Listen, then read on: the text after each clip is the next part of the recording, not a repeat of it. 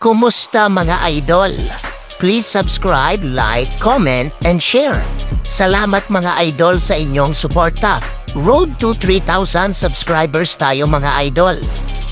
Tunghayan ulit natin ang unang laro ng Yokohama B Corsairs at Shinshu Brave Warriors na kung saan nga ay panalo ang Yokohama B Corsairs na may score na 79-69.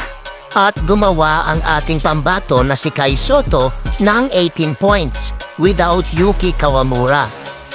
Kahit wala si Yuki Kawamura, sina Sodu at Mori ang nagbigay ng play para sa ating pambato na si Kai Soto. Kaya nakapagtala siya ng 18 points sa game na ito, kasama ang 3 dunks ng ating pambato na si Kai Soto. Minamane na lang ni Kai Soto ang double figure na puntos dahil sa magagandang play na ibinibigay ng kanyang teammate at ni Coach Taketu. Sa buong game na ito, hindi nakapag-commit ng foul si Kai Soto. Isa pa ito sa kagandahan sa laro ni Kai Soto kapag hindi siya nakapag-commit ng foul.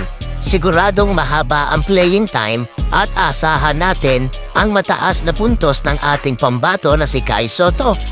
Ito yung alley-hoop ni Sodu kay Kai Soto pero sablay nga lang. Pero nakuha pa rin ni Kai Soto ang follow-up dunk. Ang ganda ng pasa ni Yutov sa ating pambato. Pasok ang layup ni Kai Soto. Kung nagustuhan mo ang video na ito, paisa namang subscribe, like, comment, and share. Thank you for watching mga idol.